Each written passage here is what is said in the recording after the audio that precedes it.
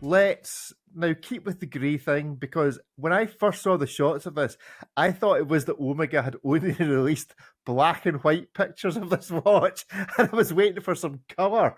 The new no date Omega Seamaster Diver 300-meter watches, truly the greyest watches for a grey day. Maybe they're the ultimate in a Scottish watch, who knows? But this is something new from Omega. Yeah, it is a new Omega, but is it a hit? Is it a miss? Or is it a maybe? 1, 2, 3, go! Hit, hit, hit, maybe. Yeah, despite the fact that looking at these at first, I thought someone's made a mistake in the PR department and only set the black and white version of the photos. When you get into it, it's pretty cool. Love it, love it. I would have a date. I don't have a problem with the date. I don't have a problem with healing escape valve. So, but yeah, like these. Ripley, why do you like these? It's not an exciting release, but I think it's a hit. I think both of them are good looking watches, and they also make sense. Everyone loved the titanium No Time to Die Seamaster, but in titanium it was quite a bit more expensive than the steel ones, and not everyone loved the kind of aged look of it with the the faux tina on the loom and the kind of browny aluminum dial and bezel. This sort of takes that blueprint of the no date mesh bracelet Seamaster and transposes it into a a much more contemporary and affordable offering. It's steel, so it's just got white loom. It's about as monochromatic as you can get, so there's no whiff of the faux aging whatsoever. I'd happily wear either one of these watches. I think I think people's biggest gripe with the standard Seamaster divers are the bracelets. So now that the mesh bracelet isn't a add-on item that you can buy from Omega separately, but rather it's a factory fitted option.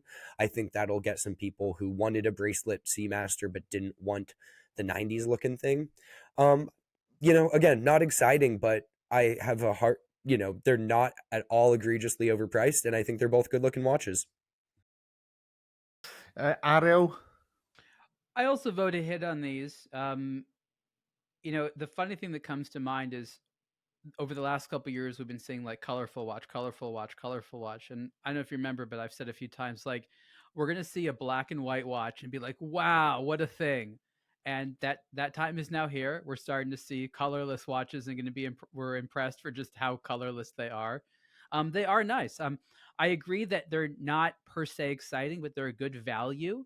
The watch that they're based upon is still one I like a little bit more, but these are like half the price, and that makes a lot of sense. This is really what Omega does best, which is essentially line extensions. Like they have an accidental hit, and they're like, "Oh, let's make cheaper versions of that more people want to get." So this is a smart business decision for them. I think any of us could find a time to wear these watches.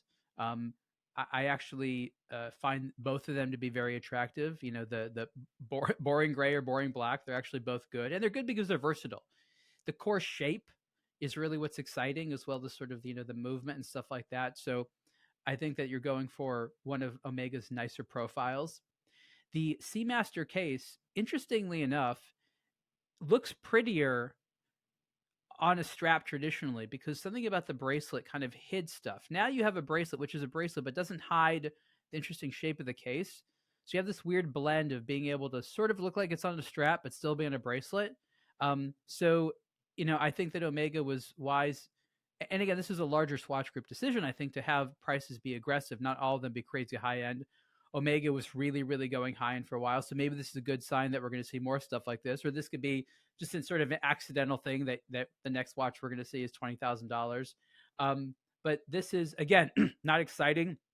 I'm not going to sort of like stay up at night, but I can see a lot of people getting this and feeling this is a good blend of style and value.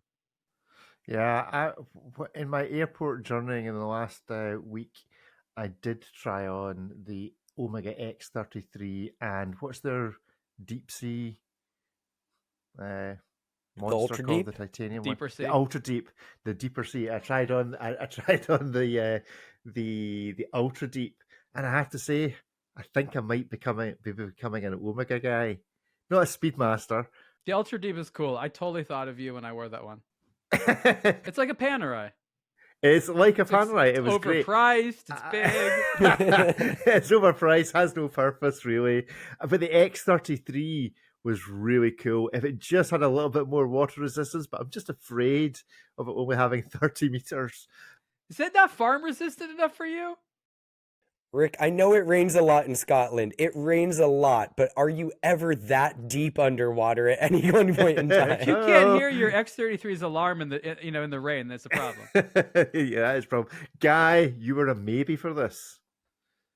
I have never liked the Seamaster, to be honest. I don't like I think the bezel doesn't look very nice.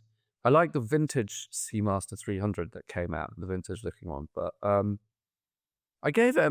It's hard to give it a hit because the back one looks like I can't believe that's a new product and hasn't been around for like 10 years.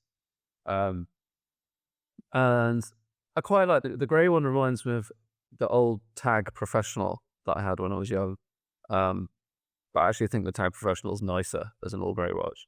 I think this I don't disagree with anything like Ariel said. I think they'll sell loads. I think it looks nice. It looks nice, but not like amazing.